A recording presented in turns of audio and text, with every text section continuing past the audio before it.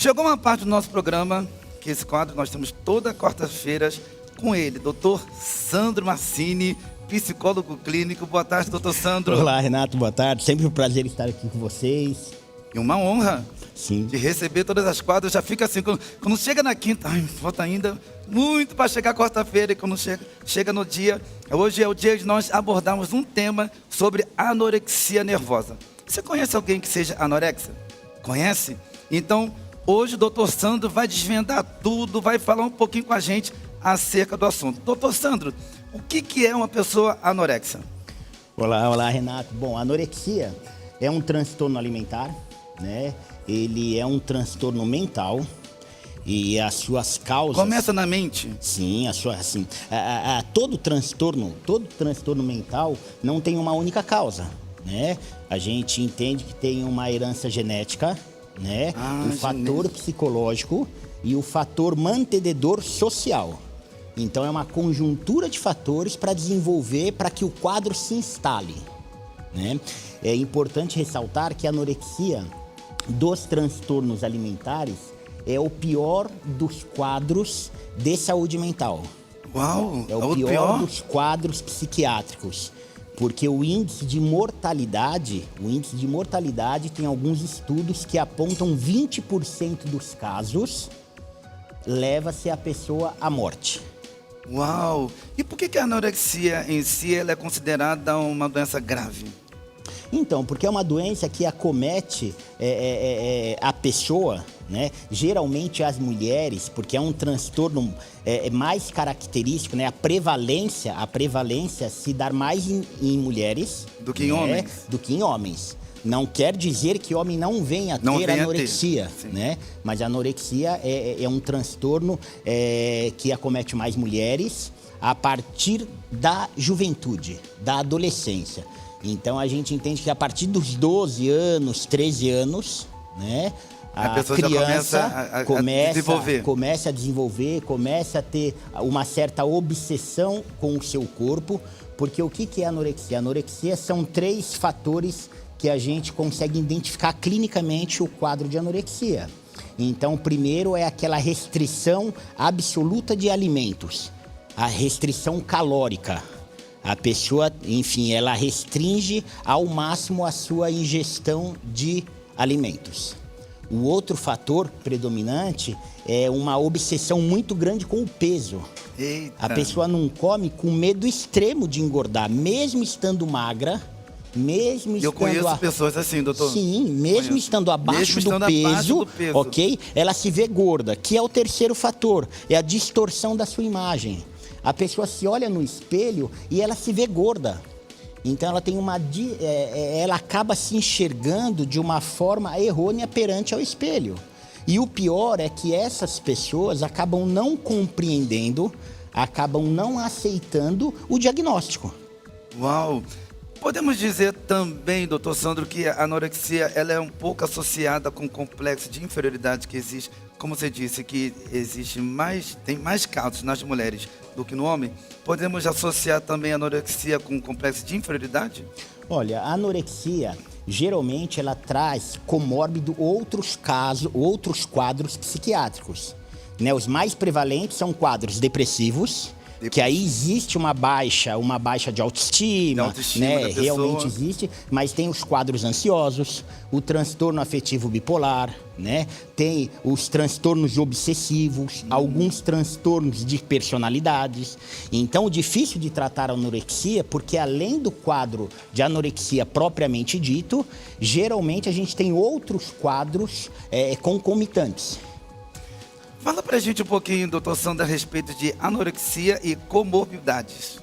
Então, como acabei de dizer, né, a pessoa depressiva, né, se a gente olhar na depressão ou nos transtornos ansiosos, né, para cada indivíduo existe uma sintomatologia. Tem pessoa que estar depressiva, ela come mais e outras comem menos. A gente sabe que tem uma alteração regular da alimentação e assim serve para qualquer outro transtorno, seja o transtorno obsessivo, seja o transtorno compulsivo. Então as pessoas acabam, né, o paciente acaba interferindo na sua cognição e na sua regulação alimentar. E nesse tipo de casos, qual que é o profissional mais indicado para resolver esse tipo de problema? Ótima pergunta. Eu costumo indicar, claro que assim, é uma doença complexa e multifatorial. Então o profissional ele tem que ser específico na área. Então é claro que a gente precisa do médico, a gente precisa do nutricionista, a gente precisa do psicólogo, mas é importante ressaltar nesses casos, né, que é bom que o profissional ele tenha uma especialidade em transtornos alimentares, né, porque ele vai ter um olhar mais cuidadoso, um olhar mais singular, de acordo com as especificidades daquele paciente, porque a anorexia, por ser um transtorno muito grave, né?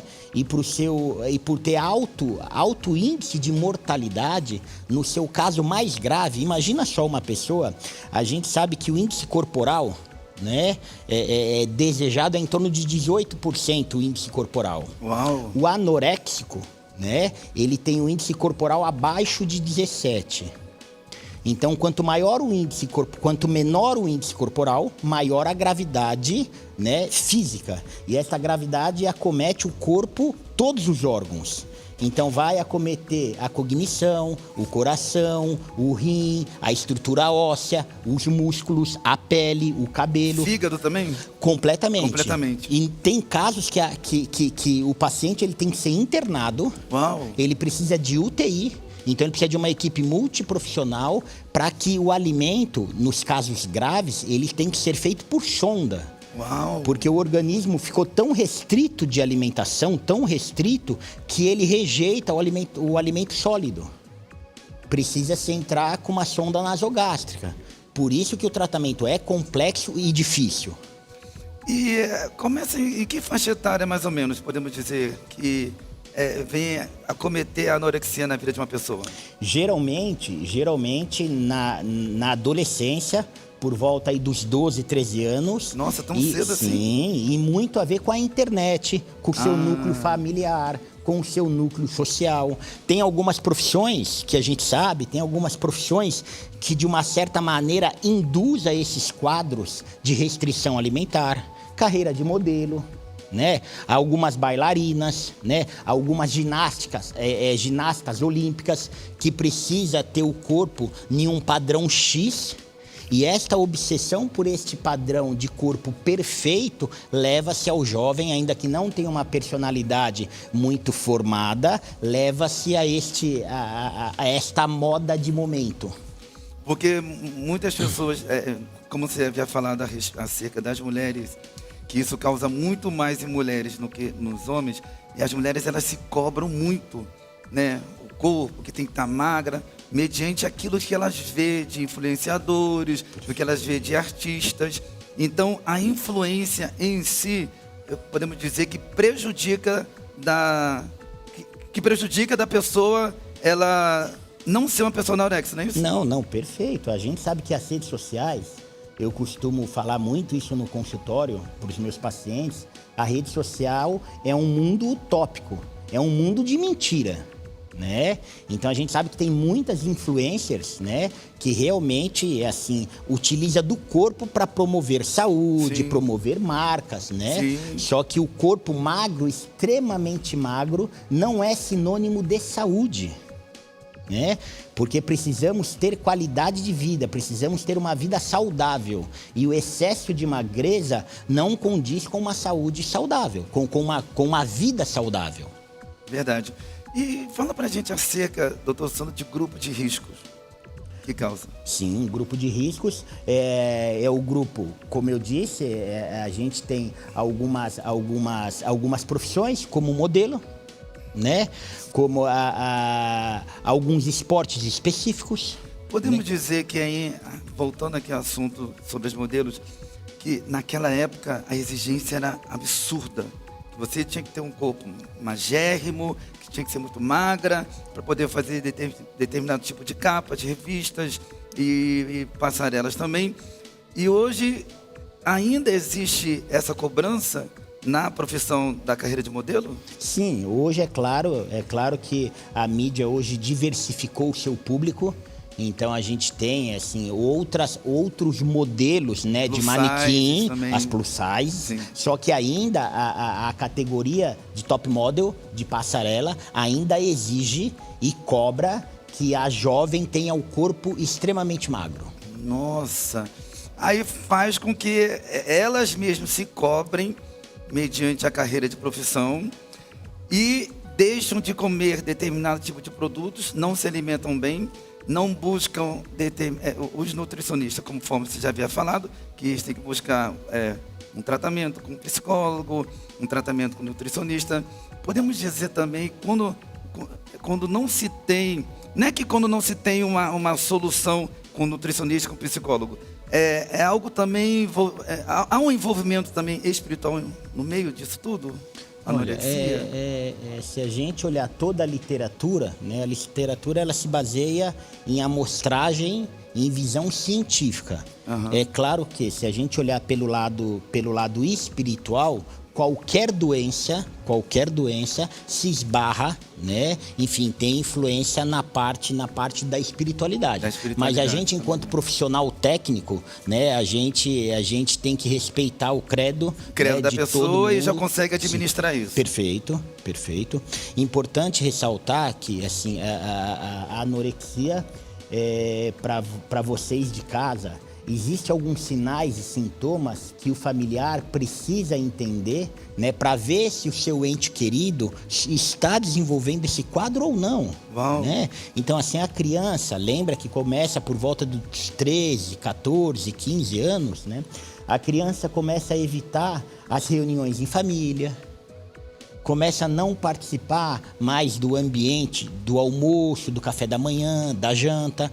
Sempre quando a família chama para conversar, não, mãe, eu já comi. Eu comi na faculdade, eu comi na escola, eu comi já no café da manhã, né? A criança, o adolescente começa a calcular tudo em relação dos alimentos. Então ele sabe, mais do que o nutricionista, o valor calórico de cada alimento. Então ele se torna muito seletista, né? Porque a gente sabe tão obcecada assim, doutor? A anorexia, diferente da bulimia, porque a anorexia a pessoa não come, ela evita a ingestão de alimentos, ok? Na bulimia a pessoa come desenfreadamente e provoca o vômito. Ok? Ah, entendi. Mas a anorexia, a gente tem anorexia em alguns momentos. A gente tem a anorexia restritiva, que é essa que realmente a pessoa evita a ingestão calórica. A gente tem a anorexia compensatória, né? Que a pessoa acaba tendo um quadro de compulsão. Então, assim, as pessoas anoréxicas, uma porcentagem delas também elas comem a comida, só que elas se utilizam desse mecanismo compensatório, que é o vômito, que é o diurético, que é as medicações. Uau. Então, existe uma fração dentro da anorexia que também ela come exageradamente e provoca o vômito e a ingestão de medicação. Existe uma outra categoria chamada anorexia atípica. Lembra que eu falei de 3 critérios? A não ingestão de alimentação, a pessoa não come, a pessoa tem muito medo de engordar. Uau. E a pessoa tem essa imagem distorcida. A anorexia típica, ela não preenche os 3 critérios. Não preenche? Então, a gente pode ter alguém que não é extremamente magra, ok? Mas que tem anorexia. Então, ela tem um controle absoluto em relação ao ganho de peso e ela sofre de uma forma muito severa com a sua imagem corporal. E esta pessoa é mais difícil, porque a gente leva ela ao médico, ela é trazida de frente ao profissional e ela fala, não, mas eu não tenho problema, eu não tenho transtorno alimentar, porque eu não sou magra. Verdade. Então, ela não preenche o critério da magreza, ok? Mas ela tem um transtorno alimentar porque ela é completamente infeliz com o seu corpo, com a sua imagem. Então, você vê como que esse transtorno, ele realmente é complexo? Uau! E qual que é o PIB de hoje, a estatística de hoje a respeito da anorexia? Porque nos blocos passados nós já havíamos conversado aqui, falamos sobre depressão, falamos sobre o alcoolismo, falamos sobre a maconha, as drogas. sim. Qual que é a estatística? Eu tô até com medo. Falamos sobre ansiedade. Na população... Ai, meu Deus, qual que é a estatística? Segundo a O Brasil tá OMS, vencendo ou no não? Brasil, Ai, no meu Brasil, a estatística dos brasileiros é de 4,7% da nossa população. Só que de jovens chega a 10%. Ai, Então a gente tem aí mais de Tá 24 grande. milhões de jovens? de jovens Anorexos? anoréxicos. Ah, você tá brincando. Quando eu falo anorexia, é com os transtornos alimentares. Lembra que o transtorno Já alimentar, incluindo todos. ele tem anorexia, bulimia e a compulsão alimentar. Que dentre os transtornos alimentares, a anorexia é o mais severo, mas não é o maior em abundância. O transtorno que mais acomete os brasileiros é o transtorno por compulsão alimentar. É aquela pessoa que come sem freio. Uau. É o que vem na mente, tá comendo. Comendo, sim. Mas quando eu falo comer sem freio, realmente, uma ingestão, uma dieta básica, aproximadamente é de 2.000 calorias. O compulsivo, a Por pessoa dia? que... Por dia. Um ser humano, né, um homem normal, ok? Come, em média, 2.000 calorias por dia. A anorexia, ok? O quadro anoréxico, a pessoa chega a ingerir até 200 calorias. Eita. Então, você vê como ela faz uma restrição severa. Já o comportamento compulsivo, ele chega a ingerir 7 vezes num período de 2 horas, num único episódio. Então, se a gente está falando de 2.000 calorias dia, num único episódio, o cara ingere até 14.000 calorias. Eita, esse aí tá precisando de cura. Não, realmente, os transtornos alimentares são doenças severas, doenças complexas, que requer tratamento e acompanhamento. Doutor Sandro, e aquela mulher que ela chega pra gente e fala assim, Renato, ou então, doutor Sandro, eu preciso engordar, não engordo por nada. Já é magra, né? Que ela já fala por natureza e fica se culpando, não engordo por nada, tive um filho, 2 filhos, independente da quantidade de filhos, mas só que ela se culpa por ela não engordar. Podemos dizer também que ela é uma pessoa anorexa? Não necessariamente, porque para ser anorexia ela tem que preencher aqueles critérios, né? Sim. A anorexia, ela briga em não comer. Esta moça, né, este exemplo, ela quer engordar. É diferente. Consegue. Pode ser que o metabolismo dela seja muito acelerado, pode ser que ela tenha hipertiroidismo, pode ser que ela tenha alguma condição clínica associada, ok, que não permita que ela engorda. A anorexia é ao contrário. A anorexia, a pessoa simplesmente ela evita de todo jeito a ingestão calórica. Ela tem um medo excessivo, obsessivo com o peso, né? Um medo obsessivo com o peso. E ela tem uma distorção da sua imagem perante ao espelho. Nossa, sério isso mesmo? Sim. Então podemos dizer que é uma situação crítica para o tipo de pessoa, né? Sim, por isso que os transtornos alimentares, né? Como eu já disse, os transtornos alimentares realmente é o pior dos transtornos para se tratar, porque é muito complexo, envolve diversos fatores, acomete todos os órgãos e precisa-se de ajuda o quanto antes, né? Como eu disse, para você de casa, se o seu filho, se a sua filha está se ausentando, né? Ele está tendo um comportamento diferente do normal, se está começando a usar roupas muito largas, se o cabelo começa a ficar muito opaco, muito quebradiço, a pele começa a ficar sem brilho, enfim, são alguns sinais, mudança de comportamento, mudança na qualidade do sono, são alguns sinais que realmente a gente precisa ficar atento e procurar ajuda. Eita! Doutor Sandro, o assunto é muito bom, a gente ficaria aqui horas e horas conversando, falando, mas dê a dica aí para quem está em casa a respeito desse assunto. Qual que é a dica que você daria para a gente encerrar aqui nosso bate? Bom, é que com a saúde não se brinca, todos nós precisamos do nosso corpo num bom funcionamento. Então, independentemente do transtorno que você venha a ter, quadros ansiosos, quadros depressivos, transtornos alimentares, né? Busque ajuda. Não tenha vergonha, não se sinta intimidado. Converse com os seus familiares, converse com um amigo de confiança e busque ajuda profissional. Beleza. Falou disso. Doutor Sandro Massini, nosso psicólogo clínico. Muito obrigado, doutor Sandro. Sem palavras. Até quarta-feira da semana que vem. Até quarta-feira, eu que agradeço. Um abraço a todos. Pode deixar seus contatos, por favor?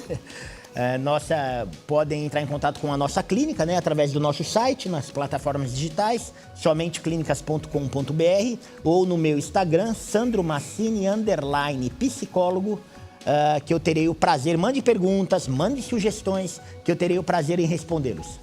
E esse é paciente, hein? Obrigado, doutor Sandro. Obrigado. Até quarta-feira da semana que vem. Se Deus quiser.